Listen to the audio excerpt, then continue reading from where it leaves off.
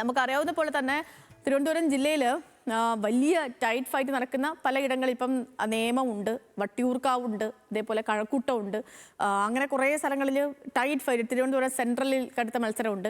ഇവിടെയൊക്കെ പ്രവചനാതീതമാണ്. നമുക്ക് നാളെ അറിയാൻ പറ്റുള്ളൂ എന്താണ് അവിടുത്തെ കാര്യയുടെയൊക്കെ മനസ്സിലുണ്ടായിരുന്ന ഒരു കാര്യം. നമ്മൾ നിയമത്തെക്കുറിച്ച് പോവുകയാണെങ്കിൽ നേമത്തെ സ്ഥാനാർത്ഥി കൂടിയാണ് മന്ത്രി വി ശിവൻകുട്ടി. അപ്പം നിയമമടക്കം തിരുവനന്തപുരത്ത് 10 സീറ്റുകളിൽ LDF ജയിക്കുമെന്നാണ് വി ശിവൻകുട്ടി പറയുന്നത്. നേമത്ത് പ്രതീക്ഷിക്കുന്നത് 5000 വോട്ടുകളുടെ ഭൂരിപക്ഷമാണ്. രാജീവ് ചന്ദ്രശേഖരനെ സാധാരണക്കാർക്ക് അറിയില്ല. മണ്ഡലത്തിലെ വികസനവുമായി രാജീവിന് ഒരു ബന്ധവുമില്ല. BJP ഒരിക്കലും അക്കൗണ്ട് തുറക്കാൻ പോകുന്നില്ല എന്നും വി ശിവൻകുട്ടി ആത്മവിശ്വാസം പ്രകടിപ്പിച്ചു. ന്യൂസ് മലയാളത്തോട് കാണാം. തെരഞ്ഞെടുപ്പ് ഫലം വരാൻ മണിക്കൂറുകൾ മാത്രം ബാക്കി. മന്ത്രി വി ശിവൻകുട്ടി ന്യൂസ് മലയാളത്തോടൊപ്പം ചേരുകയാണ്. മനസ്സിലായി, മണിക്കൂറുകൾ മാത്രമേ ഉള്ളൂ, ഒരു ദിവസം തികച്ചില്ല. എനിക്ക് തോന്നുന്നു നേമത്ത് നിന്ന് തന്നെ തുടങ്ങാമെന്ന് തോന്നുന്നു. എങ്ങനെയാണ് പ്രതീക്ഷ? ഒരുപാട് പ്രാവശ്യം ആവർത്തിച്ച് പറഞ്ഞിട്ടുള്ള കാര്യമാണ്. അവിടെ പരാജയപ്പെടേണ്ട കാര്യമൊന്നും കാണുന്നില്ല. LDF ഒരു ഗവൺമെൻറ് ഇരിക്കുന്ന അവസരത്തിൽ, ഗവൺമെൻറ്റിൻ്റെ പ്രതിനിധികൾ മത്സരിക്കുന്ന അവസരത്തിൽ ഒരുപാട് പരാതികൾ ഉണ്ടാവാറുണ്ട്. ഒരു പരാതി കാണുന്നില്ല. വികസനത്തിനാണ് വോട്ട് ചെയ്യണമെങ്കിൽ തീർച്ചയായിട്ടും എനിക്കല്ലേ വോട്ട് ചെയ്യാൻ വേണ്ടി പറ്റുള്ളൂ.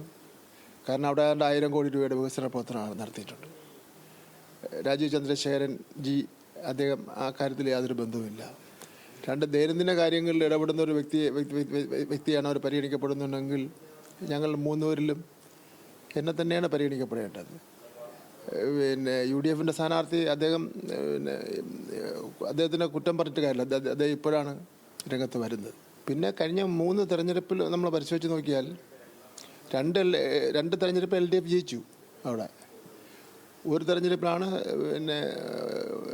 രാജഗോപാൽജി ജയിക്കുകയാണെങ്കിൽ തന്നെ ഒരു 5000 വോട്ടിൻ്റെ മാർജിനിൽ വിജയിക്കുമെന്നുള്ളത് തന്നെയാണ്. ആ ഭൂരിപക്ഷം തന്നെയാണ് ഇപ്പോഴും പ്രതീക്ഷിക്കുന്നത്, അല്ലെങ്കിൽ അതിൽ കൂടുതൽ പ്രതീക്ഷിക്കുന്നത്? അത്രയൊക്കെ പ്രതീക്ഷിക്കുന്നുള്ളൂ. കാരണം ഇത് ജയിച്ച് 2 പ്രാവശ്യം അത്രയൊക്കെ ഉണ്ടായിരുന്നുള്ളൂ. ഒരു പ്രാവശ്യം 6000 സംതിങ്, ഒരു പ്രാവശ്യം 3000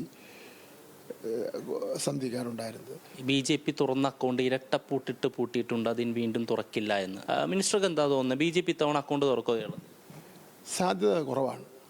ഒരിക്കലും അക്കൗണ്ട് ഓപ്പൺ ചെയ്യാൻ വേണ്ടി പോകുന്നില്ല. ഈ മണ്ഡലങ്ങളിലെ ഇപ്പോൾ ഉള്ള ഞങ്ങളുടെയൊക്കെ ഒരു രാഷ്ട്രീയ പ്രവർത്തനത്തിൻ്റെ അടിസ്ഥാനത്തിലുള്ള വിലയിരുത്തലും കണക്കുകൾ കൊണ്ടുള്ള വിലയിരുത്തലും കഴിഞ്ഞകാല അനുഭവങ്ങളുടെ അടിസ്ഥാനത്തിൽ പരിശോധിച്ച് നോക്കിയാൽ സാധ്യത കുറവാണ്. കഴിഞ്ഞ തെരഞ്ഞെടുപ്പിലാണെങ്കിൽ തന്നെ 13 സീറ്റാണ് LDF തിരുവനന്തപുരത്ത് നിന്ന് തൂത്തുവാരിയത്. ഇത്തവണ എത്ര പ്രതീക്ഷിക്കുന്നു? കഴിഞ്ഞ പ്രാവശ്യം കോവളം ഒഴികെ ബാക്കി എല്ലാ സീറ്റും ജയിച്ചു. ഞങ്ങളുടെ യഥാർത്ഥത്തിൽ കോവളം കൂടി ഇപ്പോൾ പിടിച്ചെടുക്കുന്നതിന് വേണ്ടിയുള്ള ഒരു മത്സരമാണ് നടത്തിയിട്ടുള്ളത്. 14 പിടിക്കണമെന്നുള്ള ലക്ഷ്യത്തോടു കൂടിയാണ്. അങ്ങനെയാണല്ലോ തെരഞ്ഞെടുപ്പിൽ മത്സരിക്കുന്നത്. കഴിഞ്ഞ വർഷത്തെ സീറ്റിനേക്കാൾ പുറകോട്ട് പോകില്ല എന്നാണല്ലോ CM പറഞ്ഞിരിക്കുന്നത്. LDF വീണ്ടും ഒരു തുടർഭരണം ലഭിക്കുകയാണെങ്കിൽ പിണറായി വിജയൻ തന്നെ മുഖ്യമന്ത്രി? പിണറായി വിജയനെയാണല്ലോ ലീഡറായിട്ട് തീരുമാനിച്ചിട്ടുള്ളത്. അദ്ദേഹം തന്നെയാണല്ലോ ക്യാപ്റ്റൻ. അതിൽ മാറ്റം ഉണ്ടാവാൻ സാധ്യതയില്ല. വേറെ ഒരു പേരും UDF കേൾക്കുന്ന പോലെ വേറെ ഒരു പേരും ഇല്ലല്ലോ, ഒറ്റ പേരിലുള്ള LDF. തുടർഭരണം LDF ലഭിക്കുകയാണെങ്കിൽ ആദ്യഘട്ടത്തിൽ പ്രതിപക്ഷ നേതാവ് പറഞ്ഞത് വനവാസത്തിന് പോകുമെന്നാണ്. അദ്ദേഹം പോകണമെന്നുള്ളൊരു അഭിപ്രായമുണ്ടോ? നാളത്തെ ഫലം പ്രഖ്യാപിച്ച ശേഷം പറയാം. എനിക്ക് അതിനെ സംബന്ധിച്ചുള്ള അഭിപ്രായമുണ്ട്. മന്ത്രി വി ശിവൻകുട്ടിയും അതിനോടൊപ്പം തന്നെ LDF നേതാക്കളും വലിയ ആത്മവിശ്വാസത്തിലാണ്.